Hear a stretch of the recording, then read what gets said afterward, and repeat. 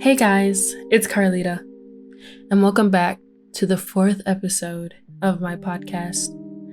I know it's been a long time, but my life had a lot of major adjustments. One of the main ones was me moving across the country. I mean, literally from right to left. And then there were things in between here and there. But I am back, and I have a bunch of poems that I would like to share with you guys. So now that my life is kind of back on track, let's move on to the poetry. Now, I'm not gonna lie, like I've mentioned so many times before, my emotions are strong. Writing these poems, I was in the darkest times of my life. So when I read them to you, if I get emotional, please bear with it and forgive me. So this first poem is titled Denial. Lie after lie, you're told again. Time after time, you believe in them. As your heart tears and your chest caves, burdened with sorrow and laced with pain. A shell of the woman who used to be. And there you are, standing before me, with such terrified eyes, begging for help. But on deaf ears, the pleading lies. I cannot provide the relief that you seek. My gaze has grown immune. Masochist is what you are. Your soul has grown so cold. As the flame dies, you recognize just what I've become. You are completely alone and left to wither. Taking one more glance at me, you step back from the mirror as you wipe our tears, bearing a smile to bury the pain, and on with the rest of the day.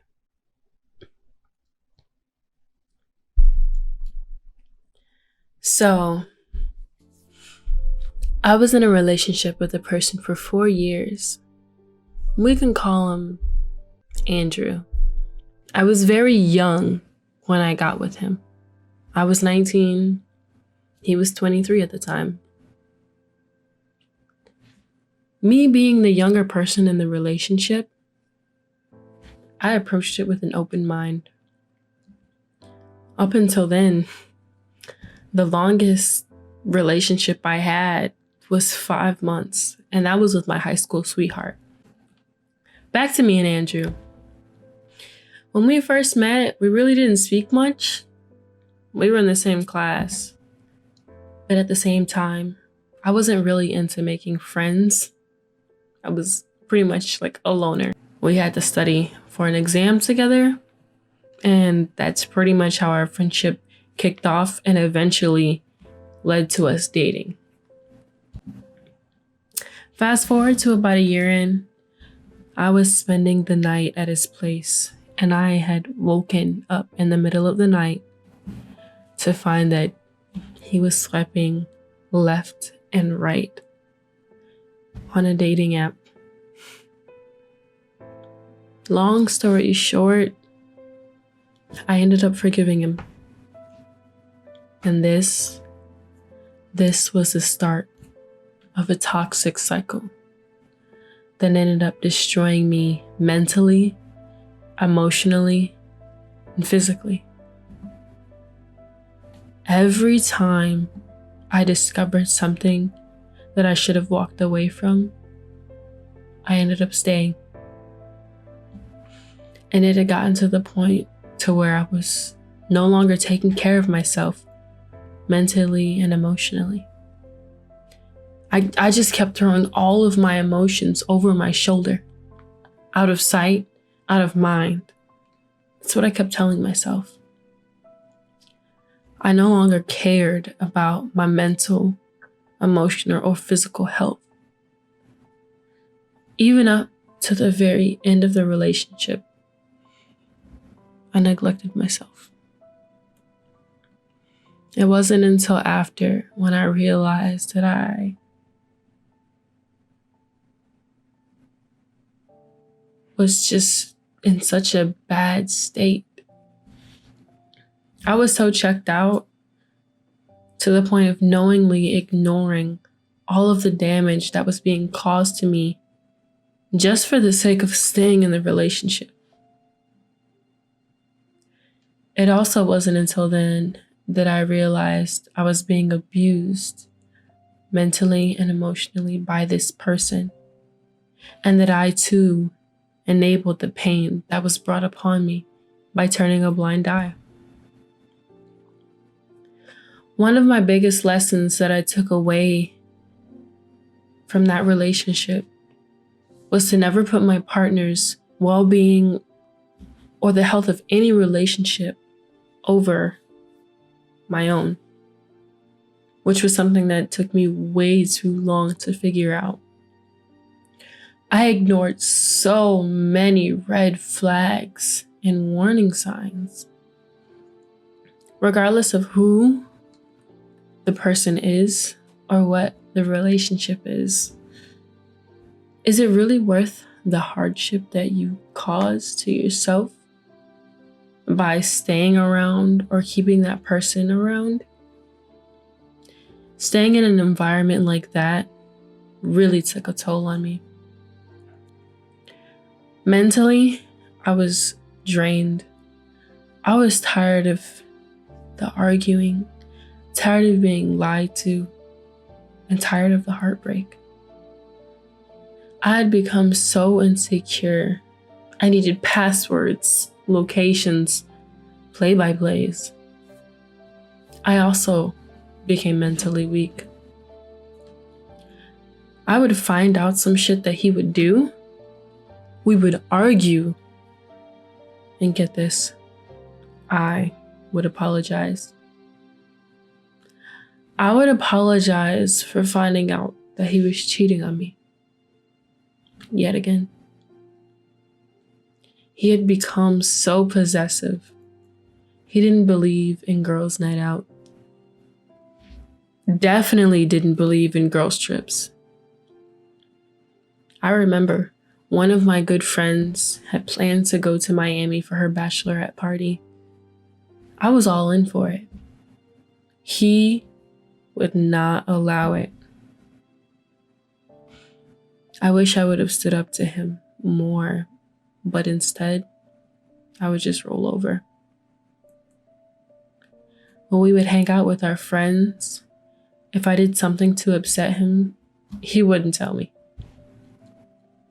Instead, he would just give me the coldest shoulder and then turn around and smile and laugh with our friends. We would argue so much during our get-togethers with our friends. We would disappear to argue, and a lot of our friends assumed we were disappearing to have a quickie.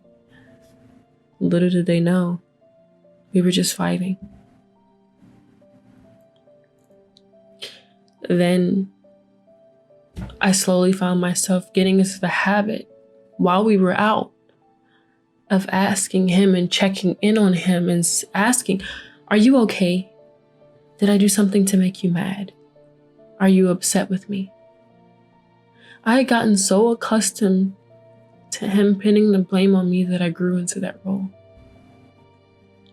He often would quote to me when we would argue that Einstein's definition of insanity, which is doing the same thing over and over again, expecting the same results. And that's just what I had started to become. Insane. Emotionally, I started to disconnect myself from him. I had stopped trying, I admit. I was tired of the arguing. I was tired of begging. I was tired of pleading to him and to myself. I was drained. I stopped trying and there was nothing that was changing.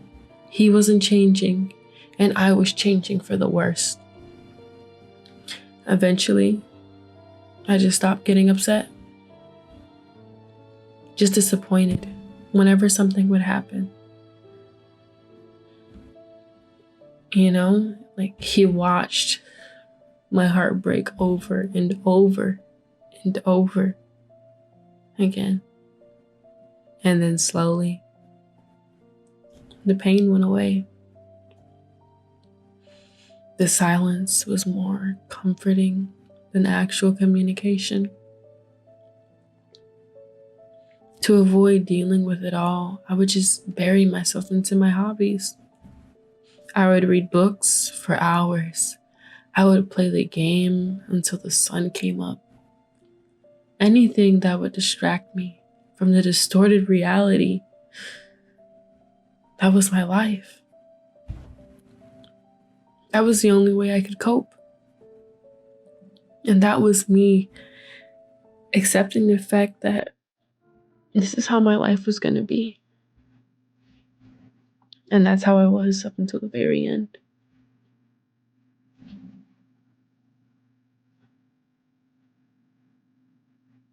And for all of those years, I never told a soul what I was really going through. Some people may have seen or known small portions of it, but the only people who really knew were Andrew and myself. Even now, like, I'm not even sure if I'm willing to bear it all. Like, who knows, though? I might. But once the relationship had ended, I had no clue what to do. What comes next? I had become so used to the toxic cycle. It was all I knew.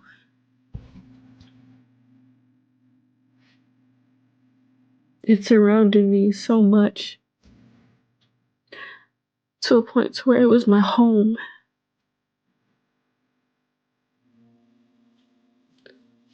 To become so accustomed to a certain routine for so long, and to suddenly be left with nothing but time. Even then, so I was still in denial. I never wanted to be at home. I was afraid to be at home, alone, because I knew that being home alone would mean that I would finally have to unpack everything that happened. All the things that I had brushed off. The emotions that I had refused to allow myself to feel. Sadness, anger, heartbreak. I knew the dam was just gonna be bad. But I never expected it to be as devastating as it was. Of course, I had my friends to say it was gonna be okay. You're a strong person, and I'm here for you. But you see, when I was at home by myself, is when I was hurting the most. Who is gonna be there to tell me it's okay? There was no one. How do you stop the negative thoughts from coming in? I had found myself facing off against a typhoon of pain and emotions. that were quickly approaching. And I realized I was terrified. Being in denial for all of those years was finally catching up to me. I'd faced a long road ahead in order to repair the damage that had been done. Being in denial can affect you in ways that you never thought possible. But just like with any problem that you're dealing with, if you ignore it, it's only harder to deal with in the long run. Never neglect yourself, especially for the sake of others. Because at the end of the day, all you are left with is yourself. In my healing process, I've learned that it's okay to be selfish. Taking that time out of your day to focus on yourself. And I'm not talking about relaxation or anything like that. I'm talking about actively dedicating time to grow and get better. It may be through a self-healing book, or it may be through meditation and self-reflection. Creating time for myself really helped me appreciate who I was. It also let me know how damaged I had become. It was rough, but at least it was a starting point. Once I had finally stopped running,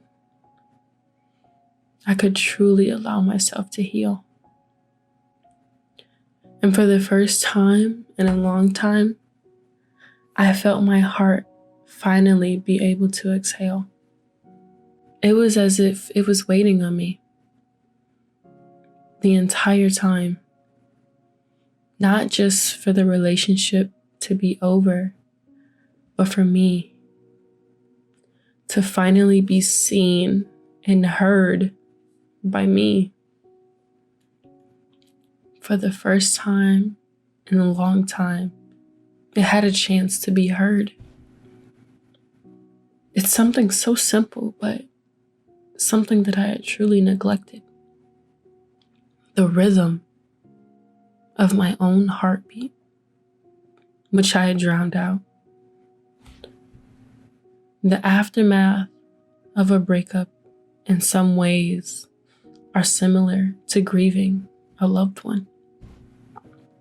The motions you go through, and even though no one had actually died, there was a death in the non-physical sense. It was me, who I was before entering the relationship, and to realize that slowly over time, the relationship had destroyed me. That is why the title of the poem is Denial. As you all know, there are 5 stages of grief: denial, anger, bargaining, depression, and finally acceptance. These were all of the emotions that were rushing at me after so long. It was all that was left of who I was. This was all that was left of my grieving heart, my shattered soul, and it wasn't pretty. But it was surely justified and necessary. After breaking out of my delusional, monotonous state, I was overwhelmed by nothing but pure, raw, explosive anger. So guys, that is all there is for this episode. I thank you for waiting so long, and I apologize for taking so long. But like I said, I have a lot of poetry that I would like to share with you guys. So Please stay tuned for the next episode. Until next time. Bye, guys.